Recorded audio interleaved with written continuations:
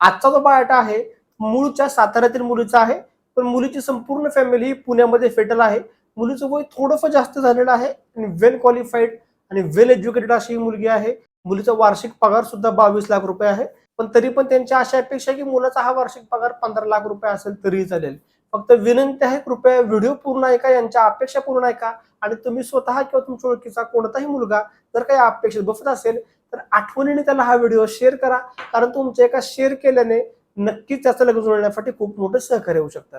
नमस्कार, मी ॲडव्होकेट शिवराज जाधव, देशातील एक विश्वसनीय व रजिस्टर्ड वधूवर केंद्र म्हणजेच शिवराज मराठा वधूवर केंद्रामध्ये तुमचे स्वागत करतो. तर आपण या मुली थोडक्यात माहिती पाहूयात.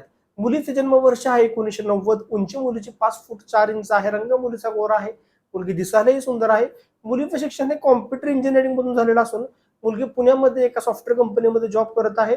वार्षिक 22 लाख रुपये एवढा मुलीला पगार आहे. मुलगी 96 कोळी मराठा कास्टमधील असून वासन वेल हे त्यांचं देवक आहे.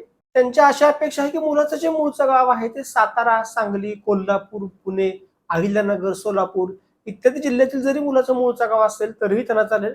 फक्त तो मुलगा नोकरीनिमित्त पुण्यामध्ये सेटल असावा अशी त्यांची अपेक्षा आहे, कारण मुलगी ही पुण्यामध्ये जॉब करत आहे. त्यांनी अजून एक अपेक्षा सांगताना सांगितलेलं आहे की मुलीचा जरी पगार वार्षिक 22 लाख रुपये असेल तरी मुलाचा पगार तेवढाच असावा अशी त्यांची अजिबात अपेक्षा नाहीये.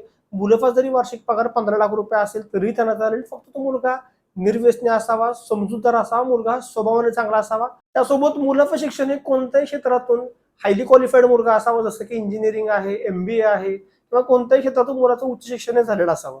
आणि मुलाचं जे जन्मवर्ष आहे ते जास्तीत जास्त 1985 सालापर्यंत असावा अशी त्यांची अपेक्षा आहे.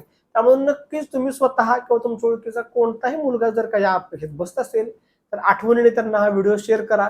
आणि अशाच प्रकारे मराठा समाजातील वधूवरांची स्थळे पाहण्यासाठी आपल्या चॅनलला न विसरता फॉलो करा. आपल्या वधूवर केंद्रामध्ये नाव नोंदणी करून स्थळे पाहण्यासाठी अधिक माहिती तुम्हाला हवी असेल तर तुम्हाला स्क्रीनवरती हे 2 नंबर दिसत आहेत. त्या नंबरवरती सकाळी 10 ते 5 या वेळेमध्ये संपर्क करा. तर पुन्हा भेटूयात एका नवीन व्हिडिओमध्ये. तोपर्यंत रजा घेतो. धन्यवाद. जय शिवराय.